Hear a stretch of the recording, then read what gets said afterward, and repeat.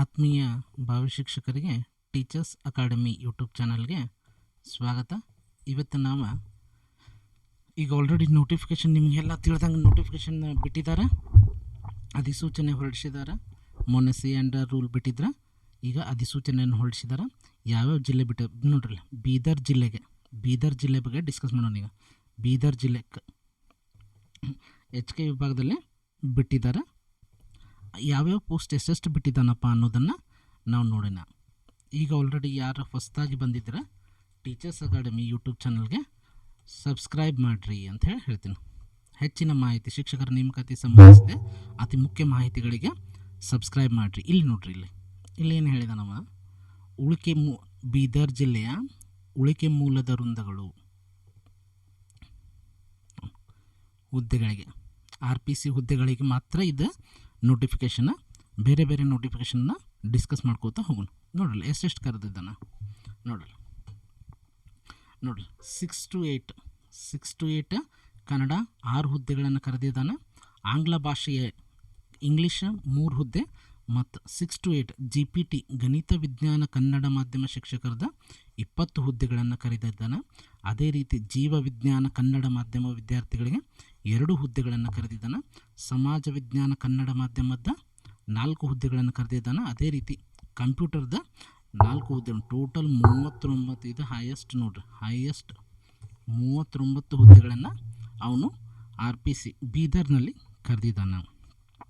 ನಿಮಗೆ ಅಭ್ಯರ್ಥಿಗಳು ಅರ್ಜಿಯಲ್ಲಿ ಸಲ್ಲಿಸಬೇಕಪ್ಪ ಅಂದ್ರೆ school.education.ka.nic.in ನಲ್ಲಿ ನಿಮ್ಮ ಅಪ್ಲಿಕೇಶನನ್ನು ಹಾಕ್ಬೋದು. ಇಲ್ಲಿ ಅಪ್ಲಿಕೇಶನ್ ಹಾಕುವ ವಿಧಾನಗಳನ್ನು ಕೊಟ್ಟಿದ್ದಾನೆ. ಅದ್ರ ಬಗ್ಗೆ ನಾವು ಆಮೇಲೆ ಪೂರ್ತಿ ಒಂದೇ ವಿಡಿಯೋದಲ್ಲಿ ನಾವು ಡಿಸ್ಕಸ್ ಮಾಡೋಣ, ಯಾವ ರೀತಿ ಅಪ್ಲಿಕೇಶನ್ ಹಾಕಬೇಕು ಎಂಬುದನ್ನು ಡಿಸ್ಕಸ್ ಮಾಡೋಣ. ಈಗಂತೂ ಟೈಮ್ ಟೇಬಲ್ ಬಿಟ್ಟಾನ, ಡೇಟ್ಸ್ ಅದಕ್ಕೆ ಬಿಟ್ಟ. ನಾವು ಎಕ್ಸಾಮ್ ಯಾವಾಗ application start, last date, amount ತುಂಬೋದು ಯಾವಾಗ, ಎಲ್ಲ ಬಿಟ್ಟಾನ. ಒಟ್ಟು ಟೈಮ್ ವೇಸ್ಟ್ ಮಾಡೋಕ್ಕೆ ಹೋಗ್ಬೇಡ್ರಿ. ನೋಡ್ರಿ, ಅಪ್ಲಿಕೇಶನ್ ಡೇಟ್ ಬಿಟ್ಟ. ನಾವು ಅರ್ಜಿ ಸಲ್ಲಿಕೆಗೆ ಪ್ರಾರಂಭ 18/8/2026 ಇದೇ ತಿಂಗಳ 18ನೇ ತಾರೀಕು ಅರ್ಜಿ ಸಲ್ಲಿಕೆ ಪ್ರಾರಂಭ. ಕೊನೆಯ ದಿನಾಂಕ 7/9/2026. ನೆಕ್ಸ್ಟ್ ಮಂತ್ 7ನೇ ತಾರೀಕು ಲಾಸ್ಟ್ ಡೇಟ್ ಐತಿ. ಅರ್ಜಿ ಅಮೌಂಟ್ ಪೇ ಮಾಡಲಿಕ್ಕೆ 10ನೇ ತಾರೀಕು, ಮುಂದಿನ ತಿಂಗಳು 10ನೇ ತಾರೀಕು. ಅಂದ್ರೆ ಮಿನಿಮಮ್ ನಿಮಗೆ 45ರಿಂದ 60 ದಿನ ನಿಮ್ಗೆ ಎಕ್ಸಾಮ್ ಓದಲಿಕ್ಕೆ ಟೈಮ್ ಸಿಗ್ತೈತಿ. ಒಟ್ಟು ಟೈಮ್ ವೇಸ್ಟ್ ಮಾಡೋಕ್ಕೆ ಹೋಗ್ಬೇಡ್ರಿ. ನೋಡ್ರಿ, ಇಲ್ಲಿ ಬಂದುಬಿಟ್ಟು ಯಾರ 2A 2B 3A 3B ಹುದ್ದೆಗಳಿಗೆ ಒಂದು ಹುದ್ದೆಗೆ ಅರ್ಜಿ ಸಲ್ಲಿಸಕತ್ರ ನಿಮ್ಗೆ 750 ರೂಪಾಯಿ ಪೇ ಮಾಡಬೇಕು. ಅದೇ ರೀತಿ 2 ಹುದ್ದೆಗೆ 1125 ರೂಪಾಯಿ ಪೇ ಮಾಡಬೇಕು. SC ST 3A ಮಾಜಿ ಸೈನಿಕರು ಮತ್ತು ಅಂಗವಿಕಲರುಳ್ಳ ಅಭ್ಯರ್ಥಿಗಳು 1 ಹುದ್ದೆಗೆ 500, 2 ಹುದ್ದೆಗೆ 750 ರೂಪಾಯಿನ ಪೇ ಮಾಡಬೇಕಾಗತ್ತೆ. ಇಲ್ಲಿ ನೋಡ್ರಿ, ಮೇಯ್ನ್ ಏನು ಕೊಟ್ಟಾನಂದ್ರೆ ಪಾವತಿಸಿದ ಶುಲ್ಕವನ್ನು ಯಾವುದೇ ಕಾರಣಕ್ಕೂ ಹಿಂದಿರುಗಿಸುವುದಿಲ್ಲ. ನೀವು ರೊಕ್ಕ ತುಂಬ ಆಮೇಲೆ ಹೊಳ್ಕೊಟ್ರೆ ಅಂತ ಕೊಡಂಗಿಲ್ಲ. ಮತ್ತು ಅವ್ರು ಒಂದು ಸತ ಪೇ ಮಾಡಿದ್ರೆ ಮುಗಿದೋತು. ಅದಕ್ಕೆ ಹಾಕೋಕ್ಕಿಂತ ಮುಂಚೆ ಯಾವ್ಯಾವ ಹುದ್ದೆಗೆ ಎಷ್ಟೆಷ್ಟು ಅರ್ಜಿಗಳ ಸಲ್ಲಿಕೆ ಆಗ್ಯಾವ, ಯಾವ ಹುದ್ದೆಗೆ ಹಾಕಬೇಕು ಅನ್ನೋದನ್ನು ನೋಡ್ಕೊರಿ. ಇಲ್ಲಿ ನೋಡ್ರಿ,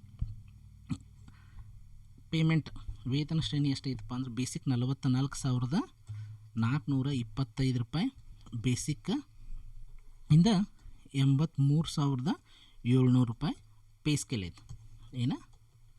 ಪೇ ಸ್ಕೇಲ್ ಇದ್ರದ್ದು.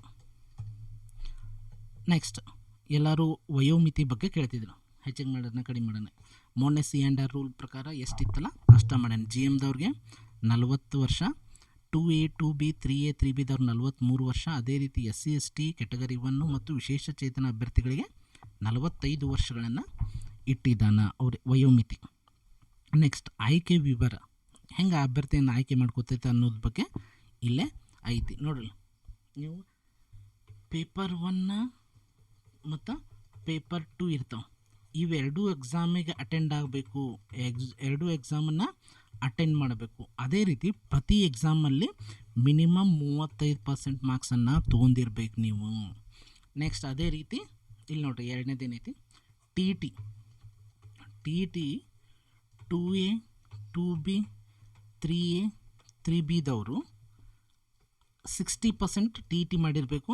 ಅದೇ ರೀತಿ ಕೆಟಗರಿ 1 SC ST ಮತ್ತು ವಿಶೇಷಚೇತನ ಅಭ್ಯರ್ಥಿಗಳು 55% ಮಾಡಿರಬೇಕು ಅಭ್ಯರ್ಥಿಗಳು. ಇದ್ರ ಬಗ್ಗೆ ಯಾವುದೇ ಹೆಚ್ಚಿನ ಮಾಹಿತಿಗಾಗಿ ನೀವು ಅಥವಾ ಈ PDF ನಿಮಗೆ ಬೇಕಾದಲ್ಲಿ 7899625150 ನಂಬರ್ಗೆ ಹಾಯ್ ಅಂತ ಟೆಕ್ಸ್ಟ್ ಮಾಡಿ, ನಾವು ನಿಮಗೆ ಫ್ರೀಯಾಗಿ ಉಚಿತವಾಗಿ PDF ಕಳಿಸಿ ಕೊಡ್ತೇವೆ. ನೆಕ್ಸ್ಟ್ ನೋಡ್ರಲ್ಲ ಏನೇನು ಹೇಳಿದ ನಾವು, ವಿದ್ಯಾರ್ಥಿ ಪದವಿಯಲ್ಲಿ ಶೇಕಡ 50%, ಕನಿಷ್ಠ 50% ಅಂತ PUCಯಲ್ಲೂ ಆಗಿರಬೇಕಂತ ಹೇಳ್ತಾ ನಾವು. ನೆಕ್ಸ್ಟ್ TETಯಲ್ಲಿ ಆಗಲೇ ಡಿಸ್ಕಸ್ ಮಾಡಿದಂಗೆ TETಯಲ್ಲಿ 2A 2B 3A 3ದವರು 60%, SC ST ಕೆಟಗರಿ 1ದವರು 50%. ಅದೇ ರೀತಿ ವಿಶೇಷ ಅಂಗವೈಕಲ್ಯವಿಲ್ಲ ಅಭ್ಯರ್ಥಿಗಳು ಕೂಡ 50% ತೊಗೊಂಡಿರಬೇಕು.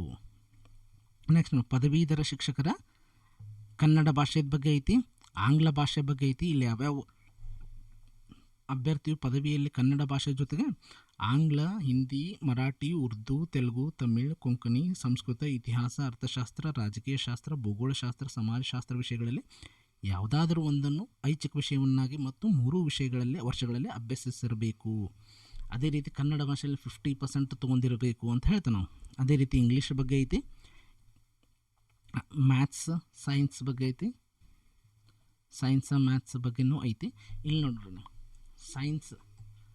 ಸೈನ್ಸ್ ನಿಮ್ಗೆ ಯಾವುದೇ ರೀತಿಯಾದಂಥ ನೋಟ್ಸ್ಗಳು ಬೇಕಾದಲ್ಲಿ ಟೀಚರ್ಸ್ ಅಕಾಡೆಮಿಗೆ ಕಾಂಟ್ಯಾಕ್ಟ್ ಮಾಡಿರಿ. ನೀವು ಇಲ್ಲಿ ಉಚಿತವಾದ ಟೆಸ್ಟ್ ಸಿರೀಸ್ ಕೂಡ ನಿಮ್ಮ ಕಣ್ಣಿಗೆ, ಅದ್ರ ಬಗ್ಗೆ ಲಾಸ್ಟಿಗೆ ಹೇಳ್ತೇನೆ ನಾನು. ಇಲ್ಲಿ ನೋಡಿ, ಪದವೀಧರ ಶಿಕ್ಷಕರ ನೇಮಕಾತಿ ಸಮಾಜ ವಿಜ್ಞಾನದವ್ರದ ಯಾವ್ಯಾವ ವಿಷಯಗಳನ್ನು, ಐಚ್ಛಿಕ ವಿಷಯಗಳನ್ನು ನೀವು ಆಯ್ಕೆ ಮಾಡ್ಕೊಂಡಿರಬೇಕು ಅನ್ನೋದ್ರ ಬಗ್ಗೆ ಹೇಳ್ತಾರೆ. ಗಣಕತಂತ್ರದ ವಿಜ್ಞಾನ, ಕಂಪ್ಯೂಟರ್ ಟೀಚರ್ ಬಗ್ಗೆ ಹೊಸದಾಗಿ ಕಾಲ್ ಮಾಡಲ್ಲ, ಅದ್ರ ಬಗ್ಗೆ.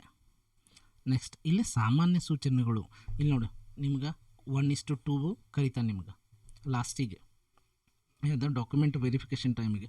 ಇದ್ರ ಬಗ್ಗೆ ನೀವು ಹೆಚ್ಚಿಗೆ ತಲೆ ಕೆಡಿಸ್ಕೊಳಕ್ಕೆ ಹೋಗ್ಬೇಡ್ರಿ. ಮೊದಲ ಎಕ್ಸಾಮನ್ನು ಪಾಸ್ ಆಗ್ರಿ, ಅದು ಮುಗಿಲಿ, ಮೊದಲು ಎಕ್ಸಾಮ್ ಮುಗಿಲಿ, ಅದ್ರೊಳಗೆ ಚಲೋ ಮಾರ್ಕ್ಸ್ ಹೋಗ್ರಿ, ಆಮೇಲೆ ಇದ್ರ ಬಗ್ಗೆ ಎಲ್ಲ ಡಿಸ್ಕಸ್ ಮಾಡೋಣ. ಈಗ ನಿಮ್ಗೆ ಏನು ಬೇಕಾಗಿತ್ತು, ಎಕ್ಸಾಮ್ ಅಪ್ಲಿಕೇಶನ್ ಡೇಟ್ ಯಾವಾಗ ಸ್ಟಾರ್ಟ್ ಆಕತ್ತಿ, ಲಾಸ್ಟ್ ಡೇಟ್, ಎಷ್ಟು ಪೇಮೆಂಟ್ ಮಾಡಬೇಕು, ಯಾವ ಡಿಸ್ಟಿಕ್ಕಿಗೆ ಎಷ್ಟೆಷ್ಟು ಹುದ್ದೆಗಳು ಅದಾವ, ಎಕ್ಸಾಮ್ ಡೇಟ್ ಎಲ್ಲ ನಿಮ್ಗೆ ಗೊತ್ತಾಗೈತಿ. ಈಗ ಗಪ್ಪ ಬುಕ್ ತೆಗೀರಿ, ಓದ್ಕೋರಿ, ಟೈಮ್ ಅಂತಿ ವೆಸ್ಟ್ ಅಂತಿ ಮಾಡೋಕ್ಕೆ ಹೋಗ್ಬೇಡ್ರಿ ನೀವು.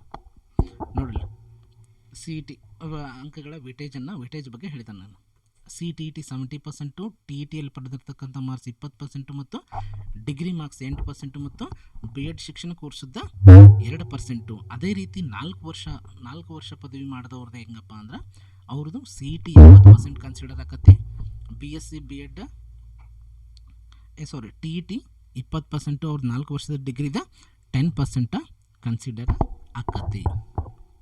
ನೆಕ್ಸ್ಟ್ ಗಣಕಯಂತ್ರ ಶಿಕ್ಷಕರಿಗೆ ನಿಮಗೆ ಆಲ್ರೆಡಿ ಗೊತ್ತೈತಿ, ಅವ್ರಿಗೆ B.Ed ಇರಂಗಿಲ್ಲ ಮತ್ತು TETನೂ ಇರಂಗಿಲ್ಲ. ಅವ್ರಿಗೆ 85 CET ಮತ್ತು 15% ಡಿಗ್ರಿಯಲ್ಲಿ ಪಡೆದಿರ್ತಕ್ಕಂಥ ಮಾರ್ಕ್ಸ್ ಕನ್ಸಿಡರ್ ಆಕ್ಕಾವ.